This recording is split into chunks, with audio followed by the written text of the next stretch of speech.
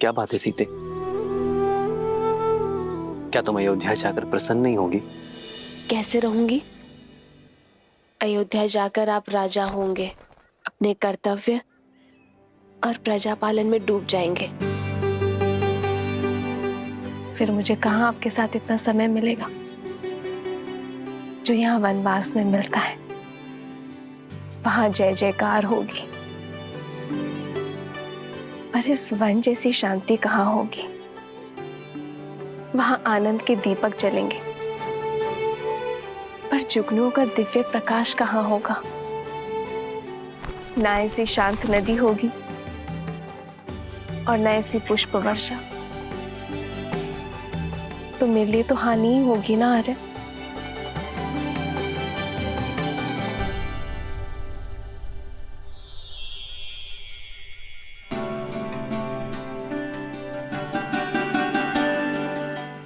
मैं तुम्हें वचन देता हूं सीते कि मेरी सीता को ना ही मेरी कमी खलेगी और ना ही मेरे समय की। ये राम सदा सीता के लिए न्यौछावर है और सदा रहेगा।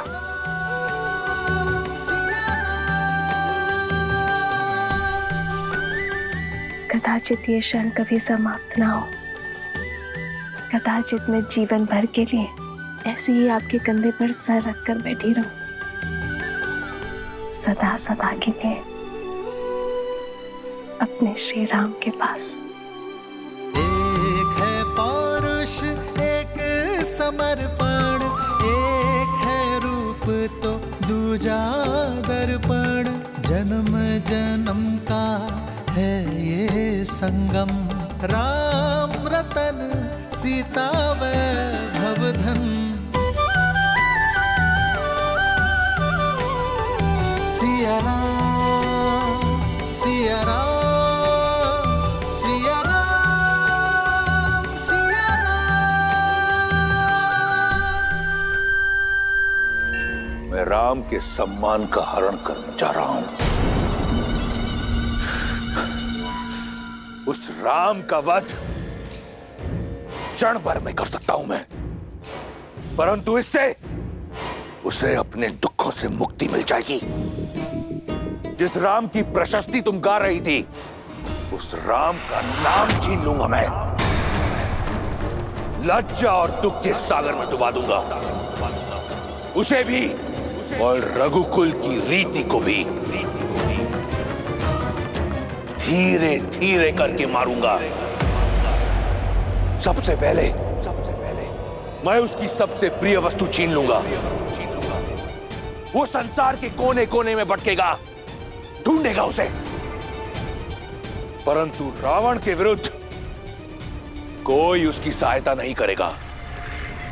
निराशा और ग्लानि से पहले वो मरेगा, फिर उसका भाई लक्ष्मण, और वहां अयोध्या में उसकी प्रतीक्षा करते हुए उसका भाई भरत स्वतः ही आत्महत्या कर लेगा, बिना एक राक्षस के लहू बहाए। मैं रघुकुल को लहूलुहान कर अपने कुल के नाशक से प्रतिशोध लूंगा, और उसके बाद सब ओर से निराश सीता को निर्विरोध लंका की रानी बनाऊंगा।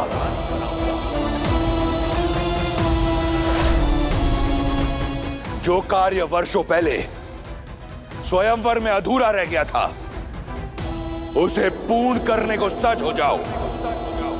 सीता का स्वागत।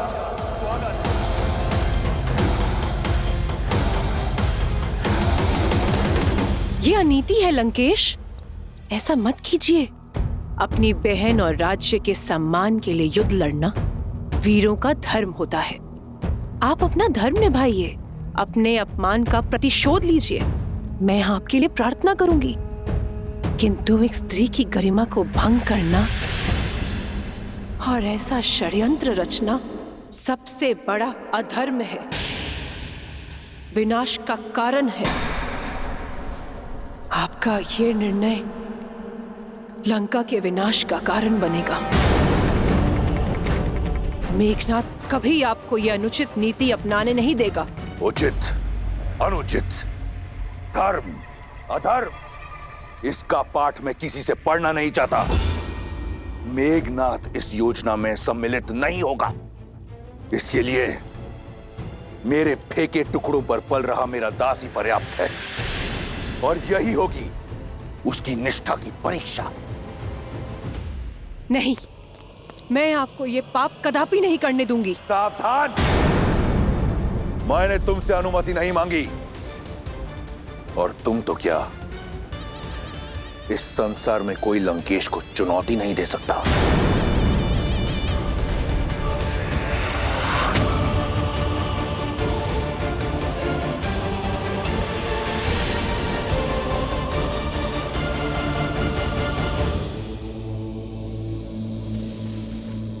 ओम नमः शिवाय। ओम नमः शिवाय। ओम नमः शिवाय। ओम नमः शिवाय। ओम नमः शिवाय। ओम नमः शिवाय। मारीच, आंखें खोलो। ओम नमः शिवाय। समझो साधना पूर्ण हुई। कैलाश पति ने ना सही, लंका पति ने तुम्हारी सुन ली। ओम नमः मारीच, शिवाय। यदि एक बार और तुम्हें पुकारना पड़ा तो वो अंतिम शब्द होंगे इस जीवन में जो तुम सुनोगे। लंकेश महाराज, आप यहाँ? मुझ जैसे तुच्छ सेवक के यहाँ आपको आने की क्या आवश्यकता पड़ी? उद्धार के लिए। अगर सेवक स्वामी के किसी काम आए तो इसमें सेवक का उद्धार होता है। अपने प्रतिकार के लिए मुझे तुम्हारी आवश्यकता है। आपकी सेवा में मुझे सुख मिलेगा, परंतु संसार के सबसे बलशाली वीर को मुझ जैसे तुच्छ की क्या आवश्यकता पड़ गई महाराज? मेरे स्वाभिमान पर प्रहार किया गया है। मेरी बहन के अंग भंग करके उसका अपमान किया गया है, वो भी एक तुच्छ मनुष्य द्वारा। दशानन के क्रोध को ललकार कर किसने अपनी मृत्यु को पुकारा है महाराज?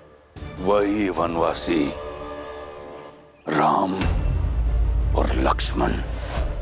राम? क्या हुआ मारीच? तुम्हारे मौन में ऋण ना चुकाने का स्वर सुनाई दे रहा है। कोई संकोच है? संकोच नहीं महाराज, संदेह है।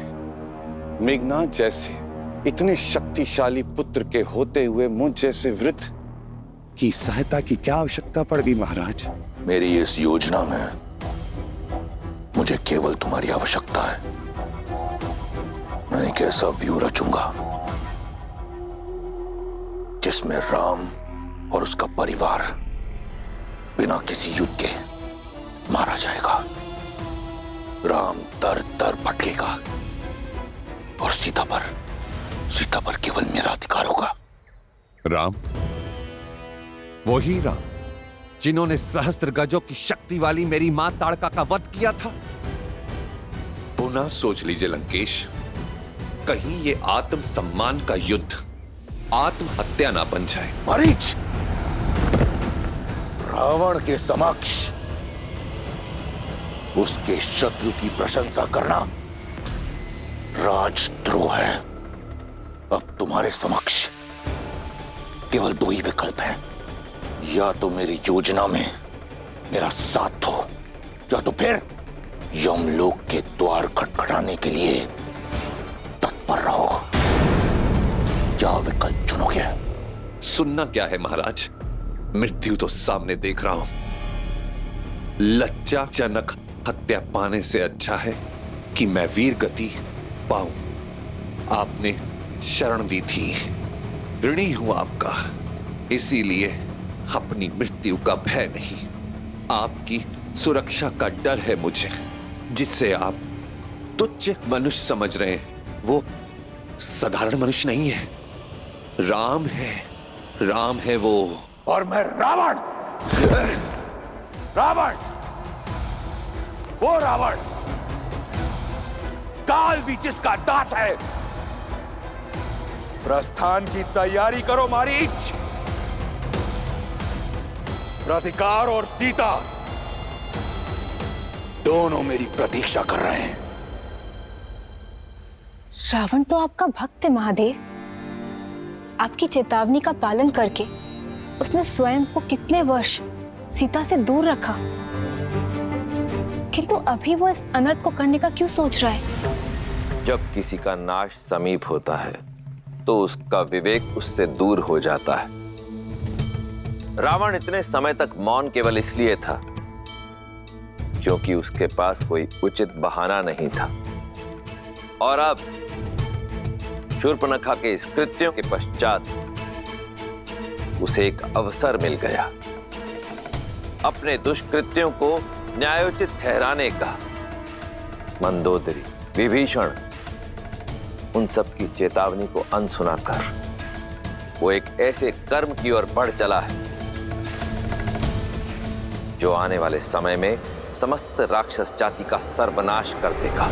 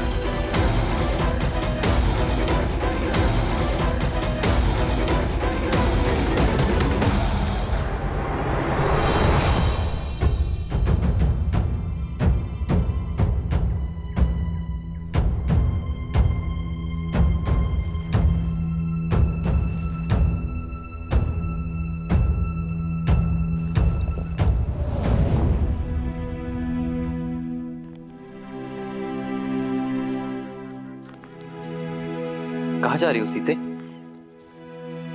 भोजन के लिए जल लेने जा रही हूँ। आओ मैं भी साथ चलता हूँ। नहीं आ रहे, आप क्यों कष्ट करेंगे? जलधारा निकट ही है, मैं ले आऊंगी। कल तो कह रही थी कि अयोध्या जाकर मेरे साथ बिताने को समय नहीं मिलेगा, इसलिए जितना समय हो सके साथ ही रहते हैं। आओ।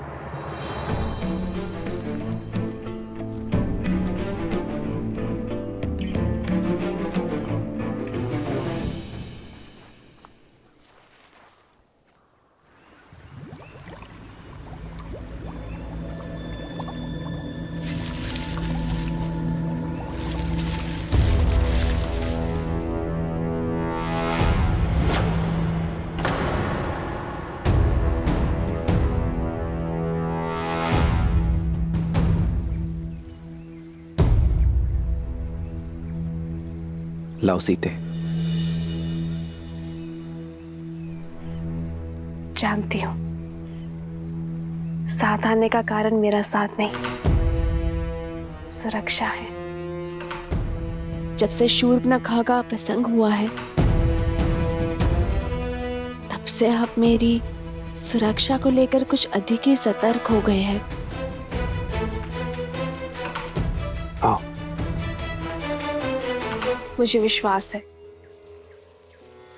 रावण आपके समक्ष आने की भूल कभी नहीं करेगा, और यदि की तो उसकी दशा भी वही होगी जो आपके सामने आए अन्य असुरों की हुई।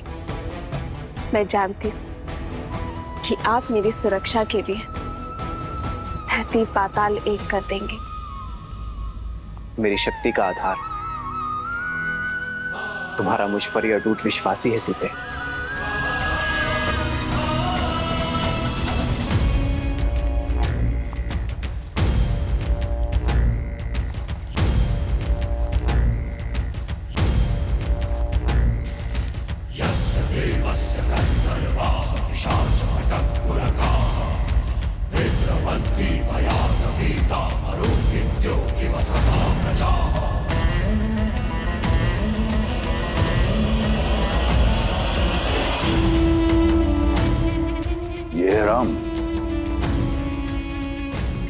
तो नीरव बालक है। बालक नहीं महाराज, महाराज बलि ने भी वामन को बालक समझा था। लेकिन ये भूल आप मत करें, आयु देखकर राम के शौर्य को कम समझना मूर्खता हो सकती है। एक बार, केवल एक बार और राम की प्रशस्ति खाओ, फिर देखो कैसे कैसे मेरा दास यम यहां स्वयं आता है तुम्हारी आत्मा लेने। अपना ध्यान केवल हमारी योजना पर रखो। एक बार और। एक सेवक का कर्तव्य होता है कि वो अपनी स्वामी की हर बात माने। जैसा कहा गया है वैसा करो। जाओ।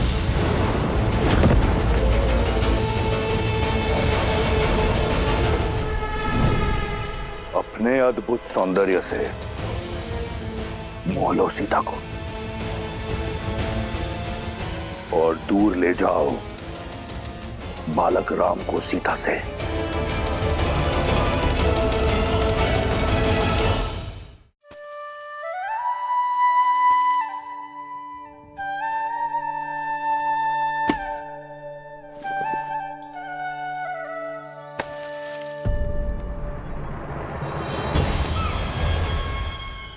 स्वर्ण मृग?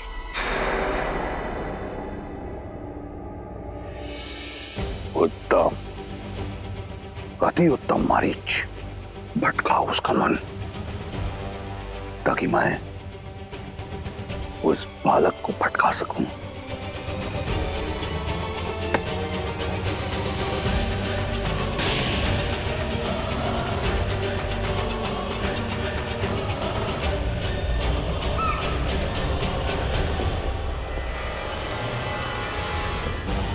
आर्य, लक्ष्मण भैया, देखिए कितना सुंदर स्वर्ण मृग है।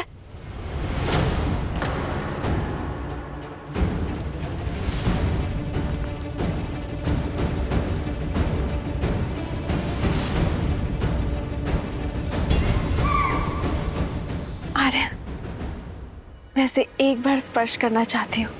इस वन के हर दिव्य जीव की स्मृतियां अपने मन में बसाना चाहती हूँ। आर्य, क्या आप इस मृग को मेले पकड़ कर ला सकते हैं?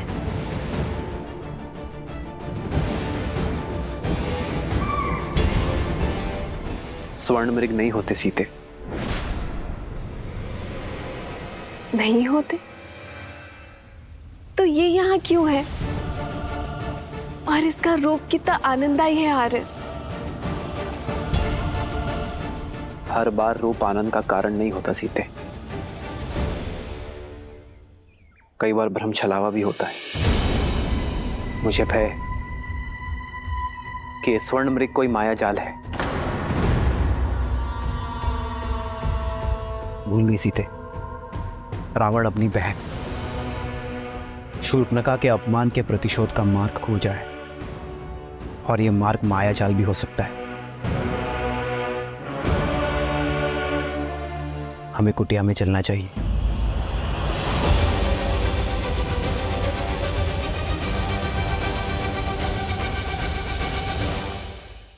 आओ। जिस श्री राम के नाम मात्र से उनके शत्रु में भय उत्पन्न हो जाता है, उनका साथ होने पर मुझे क्षति पहुंचाने का दुस्साहस रावण भी नहीं कर सकता है। जो अपने भाई कुबेर का घर लंका छीन सकता है, जो अपने आराध्य महादेव को वश में करने का दुस्साहस कर सकता है सीते, वो कुछ भी कर सकता है।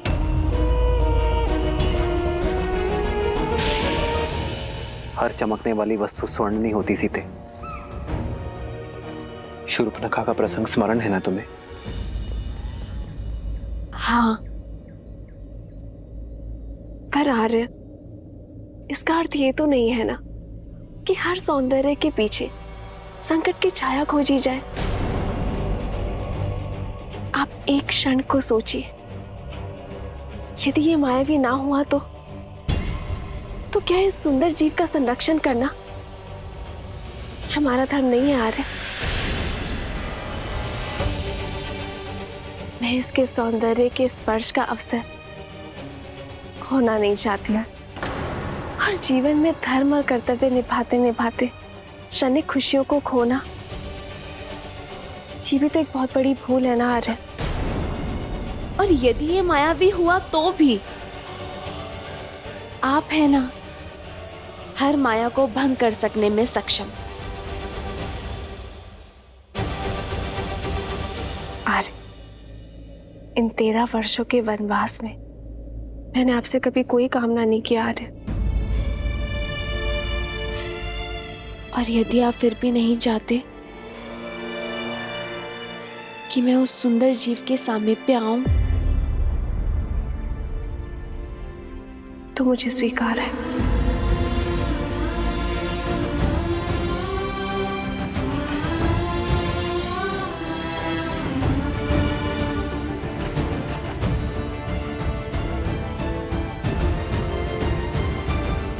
सीते,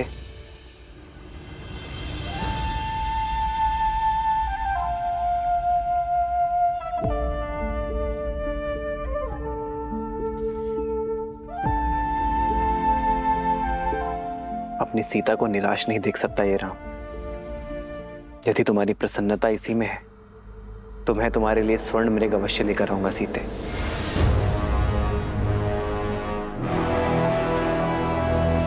किंतु तुम्हें मुझे वचन देना होगा, जब तक मैं ना लौटूं तब तक तुम कुटिया में ही रहोगी। आप क्यों कष्ट करेंगे भैया? मुझे आज्ञा दीजिए, मैं अभी इस मृग को पकड़ कर ले आता हूं। नहीं लक्ष्मण, सीता ने मुझसे ये मांग की है। एक पत्नी ने अपने पति से आशा की है, जिसे निभाना मेरा धर्म है लक्ष्मण। एक पति का धर्म है।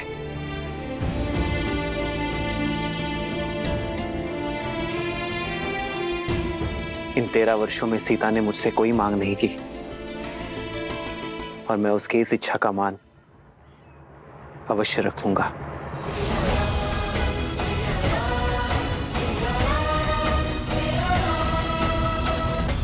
लक्ष्मण, सीता का दायित्व मैं तुम्हें सौंप कर जा रहा हूं।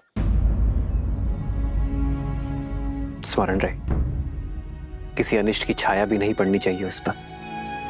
आप निश्चिंत रहिए भैया, जब तक मेरे शरीर में प्राण है तब तक भाभी मां को कुछ नहीं होगा।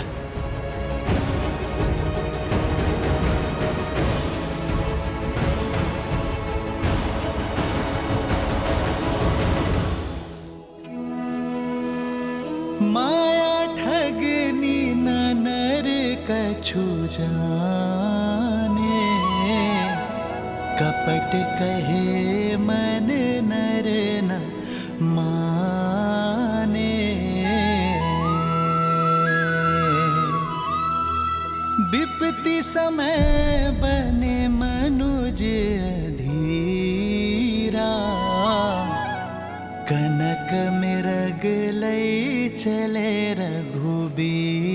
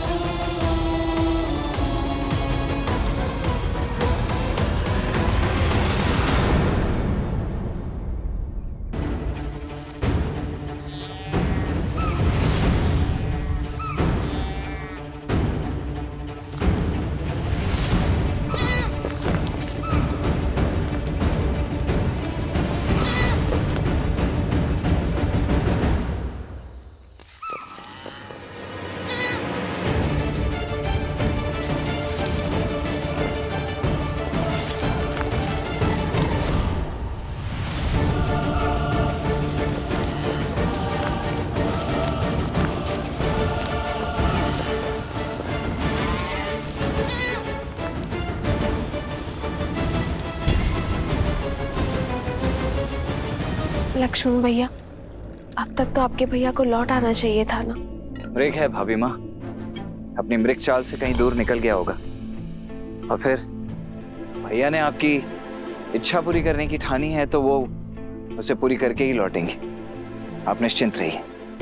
उनका भाई उचित तो नहीं, कहीं वो सच में माया ही हो। यदि वो माया है भी तो भी उस माया के समक्ष स्वयं श्री राम खड़े हैं भाभी माँ, एक महायोद्धा। और फिर भूल गई हैं आप, ऋषि अगस्त्य और गुरु विश्वामित्र के दिए हुए अस्त्र शस्त्र भी तो हैं उनके पास। आप चिंता मत कीजिए, कुछ नहीं हो सकता उन्हें।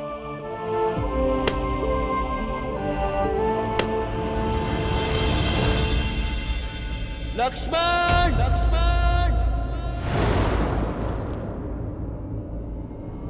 रक्षा करो लक्ष्मण, रक्षा करो लक्ष्मण, लक्ष्मण, लक्ष्मण, लक्ष्मण,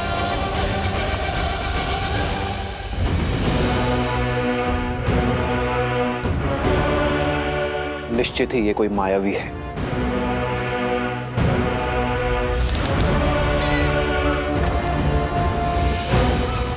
लक्ष्मण, सहायता करो। ये तो आर्य का स्वर है ना। लक्ष्मण भैया, आर्य आपको पुकार रहे हैं, वो अवश्य किसी संकट में है। नहीं भाभी माँ, इस संसार में ऐसा कोई संकट अब तक जन्मा ही नहीं है जिसका तारण करने के लिए भैया को किसी की सहायता की आवश्यकता पड़े। इस समय हमें सतर्कता का हाथ थामना होगा भाभी माँ, भय का नहीं। आप निश्चिंत हो जाइए और भीतर कुटिया में जाइए।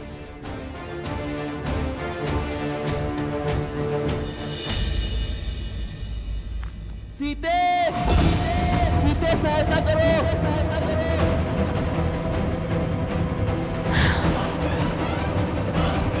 हे महादेव, मेरे आर्य संकट में है, कितनी पीड़ा में चित्कार रहे हैं वो।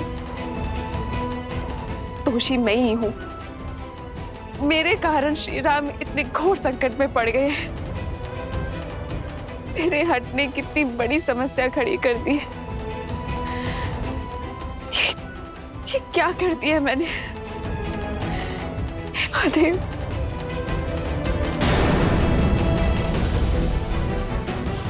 लक्ष्मण भैया, आप अब तक यही है, जाइए उनकी सहायता करिए।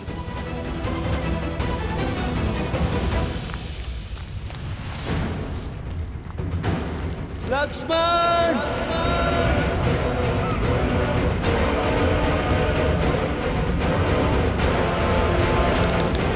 तुम्हें इस छल का मूल्य चुकाना ही होगा मायावी। लक्ष्मण भैया जाइए। भाभी माँ शांत शांत शांत हो जाइए। 14 सहस्त्र राक्षसों का सामना अकेले करने वाले मेरे भैया राम क्या एक तुच्छ मायावी के छल और बल में फंस जाएंगे भाभी माँ? नहीं भाभी माँ, कदापि नहीं। किंतु उनकी करुण पुकार मेरे हृदय को भेद रही है। कुछ अनिष्ट ना हो जाए लक्ष्मण भैया। जाइए लक्ष्मण भैया, उन्हें आपकी आवश्यकता है, जाइए भैया। भाभी माँ, भैया ने मुझे यहाँ आपके साथ रहने की आज्ञा दी है, मैं कैसे? तुम्हारी भाभी उनके पास जाकर उनकी सहायता करने का आदेश दे रही है। तो भाभी माँ, मेरा यहाँ रहकर आपकी सुरक्षा करना ही मेरा परम धर्म और कर्तव्य है। मैं ये कैसे लांघ सकता हूँ? और आपका धर्म ये भी है कि आप अपनी भाभी, अपने बड़े भाई की पत्नी का आदेश माने।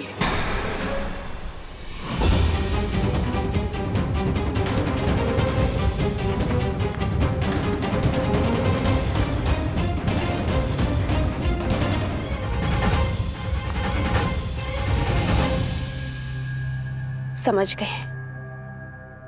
आप भयभीत है ना माया से, जाना नहीं चाहते तो मैं स्वयं जाऊंगी अपने स्वामी की सहायता करने के लिए।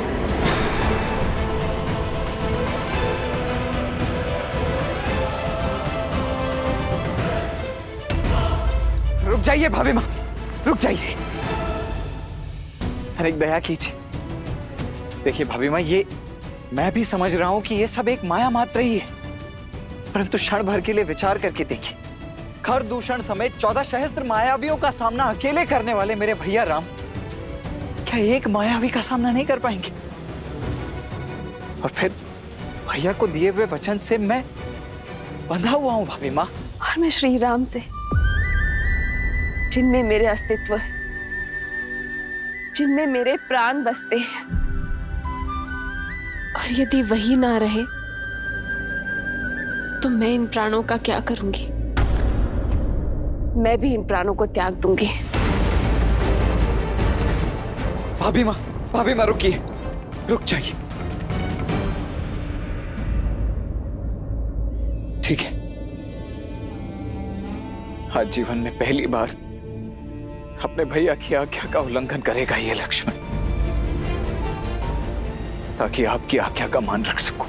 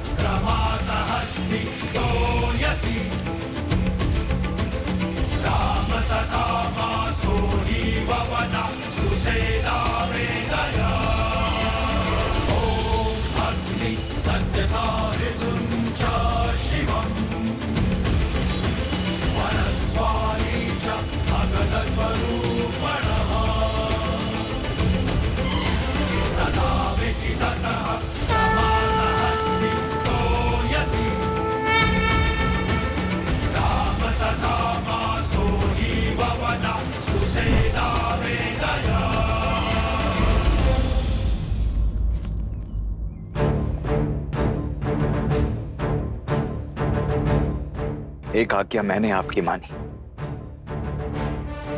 अब कृपा करके एक विनती आप भी मेरी स्वीकार कर लीजिए भाभी माँ। इस लक्ष्मण की अनुपस्थिति में ये लक्ष्मण रेखा आपकी सुरक्षा करेगी भाभी माँ। ये कोई साधारण रेखा नहीं है भाभी माँ।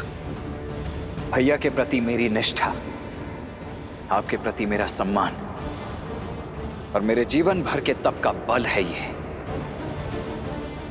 जो कोई भी बुरी मंशा से इस रेखा को पार करने का दुस्साहस करेगा, वो जलकर भस्म हो जाएगा। इसीलिए चाहे कुछ भी हो जाए भाभी मां, आप इस लक्ष्मण रेखा को नहीं लांघेंगी।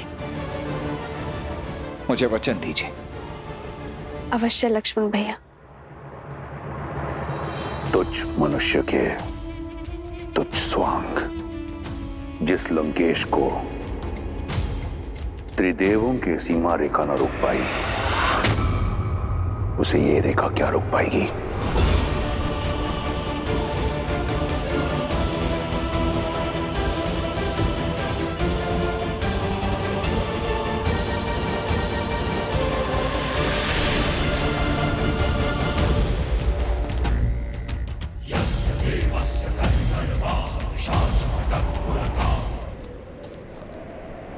भिक्षाम देहि।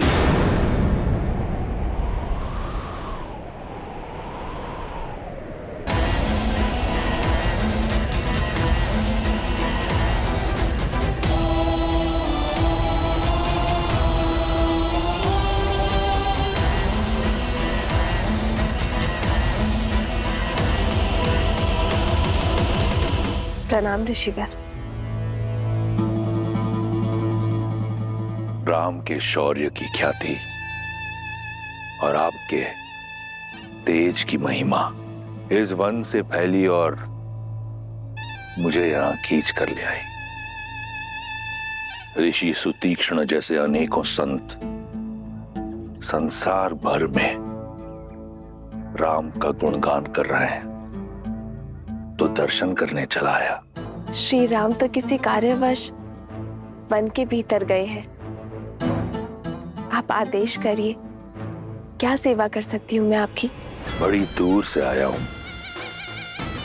भूखा हूं और थका भी। यदि भोजन के साथ विश्राम के लिए स्थान मिल जाए तो बड़ा आभार होगा देवी। अवश्य। आप यहीं रुकिए, मैं भोजन लेकर आती हूँ। मैंने कहा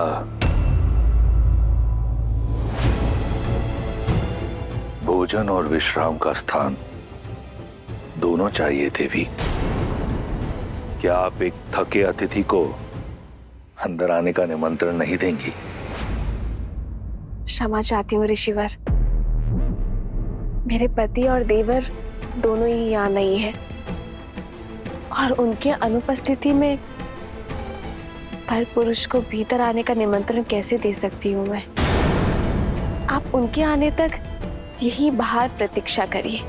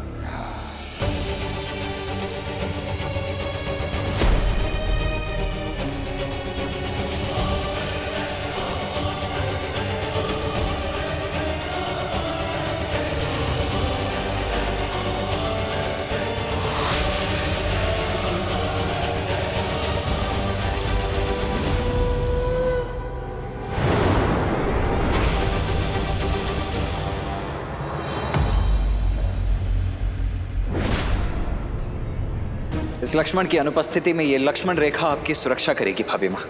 इसीलिए चाहे कुछ भी हो जाए भाभी माँ, आप इस लक्ष्मण रेखा को नहीं लांघेंगी। ये लीजिए ऋषिवर, ग्रहण कीजिए। अब बैठ गया हूं, फिर से उठ नहीं पाऊंगा देवी। इस वृद्ध सन्यासी पर कृपा कीजिए और मेरा भोजन यहीं परोस दीजिए।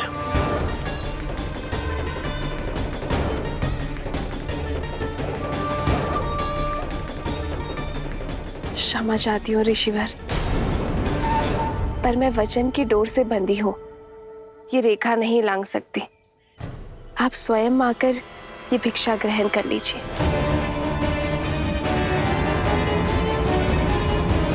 भैया, भैया, भैया कहाँ हैं आप?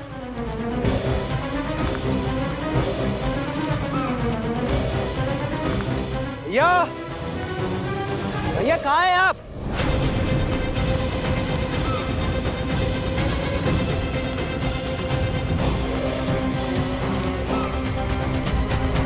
भैया,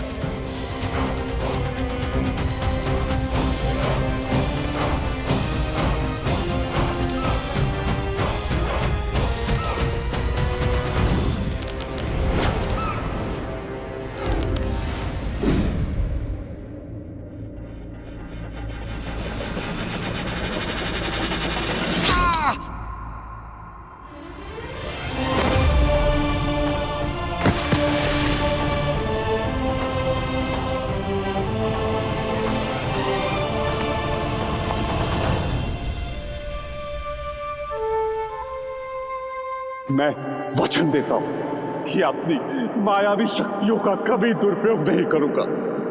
मारीच, अवसर का लाभ नहीं उठाया तुमने, फिर से पाप के मार्ग को चुन लिया। समरा, समरा, ये समय चर्चा का नहीं है। आपकी पत्नी माता सीता संकट पे है। हरा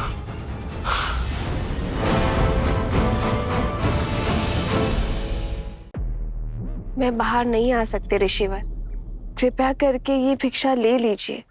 तो महाज्ञानी राज ऋषि जनक और विदुषी गार्गी ने यही अतिथि सत्कार सिखाया है आपको, या फिर अयोध्या की कुलवधुएं वृद्ध सन्यासियों से ऐसा व्यवहार करती? ये संसार जिसकी प्रशस्ति करुणा निदान करके गाती है, उस राम की पत्नी में तनिक करुणा नहीं, केवल 2 पग चलने के कष्ट से मुक्ति पाने के लिए एक वृद्ध सन्यासी को हुक्का मार रही है। क्षमा करें देवी, भूख के आगे शब्दों ने गरिमा त्याग दी, परंतु मिथिला के आतिथ्य और रघुकुल की मर्यादा के बारे में इतना सुना था कि आपका ये रुष्ट व्यवहार देखकर मन खिन्न हो गया। इक्ष्वाकु वंश की कुलवधु के आंगन से कदाचित आज पहली बार एक भिक्षु खाली हाथ लौटेगा। कैसी विडंबना है, घोर कलंक। आप मुझे कुटिया में निमंत्रण नहीं दे सकती और भिक्षा देने यहां स्वयं आ नहीं सकती, तो देवी ये भिक्षा मुझे स्वीकार नहीं। ऐसा नहीं है ऋषिवर, ना तो मैं मिथिला का सत्कार भूली हूँ और ना ही रघुकुल की रीत, किंतु वचनबद्ध हूँ, मैं बाहर नहीं आ सकती ऋषिवर। आप कृपया करके स्वयं थोड़ा सा कष्ट उठा लीजिए। नहीं, अब मैं ये भिक्षा ग्रहण नहीं कर सकता। भिक्षा के लिए गृहस्थ संकल्प लेता है और संकल्प लिया जाता है विश्वास से, परंतु आपका व्यवहार स्पष्ट दिखा रहा है कि आपको संतों पर विश्वास नहीं, और बिना विश्वास के लिया गया भोजन मेरे लिए विष समान है। आज्ञा दे देवी, किसी और का द्वार खटखटाऊंगा। एक ऐसा दाता जिसके मन में विश्वास और श्रद्धा हो। विश्वास नहीं होता कि ये वही कुल है जहां हरीशचंद्र, दिलीप और नेमी जैसे धर्मात्मा हुए। आज यहां अतिथि का सत्कार नहीं, अपमान किया जाता है।